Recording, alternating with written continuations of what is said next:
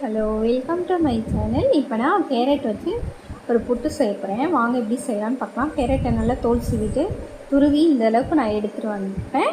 இப்போ மறுபடியும் அடுப்பத்தை வச்சு இங்கே கடாயை வச்சுருக்கேன். நெய் ஊற்றிருக்கேன். நெய்யில் வந்து கேரட்டை போட்டு நல்லா அந்த பச்சை வாசனை போகிற அளவுக்கு வறுத்துக்கோங்க. அதுக்கப்புறம் அது கூடயே தேங்காய் ஆட் பண்ணிக்கோங்க.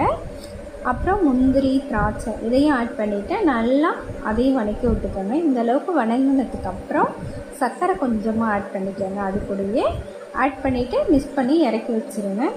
உங்கள்கிட்ட பால் பவுடர் இருந்துச்சுன்னா அதை கூட நீங்கள் மிக்ஸ் பண்ணிக்கோங்க. என்கிட்ட பால் பவுடர் இல்லை, அதனால நான் சர்க்கரை போட்டு நான் இறக்கி வச்சுட்டேன். அப்புறம் இங்கே ஒரு பவுலில் புட்டு மாவு எடுத்து வச்சுருக்கேன். அதில் வந்து உப்பு தேவையான அளவு உப்பு ஆட் பண்ணிக்கோங்க. அப்புறம் கொஞ்சமாக ஏலக்காய் ஆட் பண்ணிக்கோங்க. ஆட் பண்ணிவிட்டு தண்ணி, சுடு தண்ணி இருக்குல்ல, அதை ஊற்றி கொஞ்சம் கொஞ்சமாக இந்த அளவுக்கு நல்லா பிணைஞ்சிக்கோங்க. புட்டு மாதிரி பிணைஞ்சி உதிரி உதிரியாக வரணும். வந்ததுக்கப்புறம் இப்போ நம்ம வணக்கி வச்சுருக்கோம் பாருங்கள், அதையும் இது கூட ஆட் பண்ணி நல்லா மிக்ஸ் பண்ணிக்கோங்க. இந்த அளவுக்கு மிக்ஸ் பண்ணோன்னா இங்கே நான் அடுப்பத்தை வச்சு கடாயை வச்சுருக்கேன். இட்லி சட்டி வச்சுருக்கேன். இட்லி சட்டியில் அதை போட்டு பரப்பி விட்டுட்டு நல்லா வேக விட்டு எடுங்க. பாருங்கள், நான் இந்த அளவுக்கு வேக விட்டு நான் எடுத்துட்டேன்.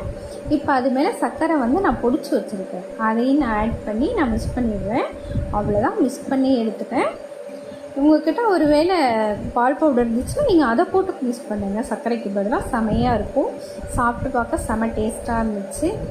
நீங்களும் ட்ரை பண்ணி பாருங்கள். ட்ரை பண்ணி பார்த்துட்டு எனக்கு லைக் பண்ணுங்கள், ஷேர் பண்ணுங்கள், மறக்காமல் சப்ஸ்கிரைப் பண்ணுங்கள்.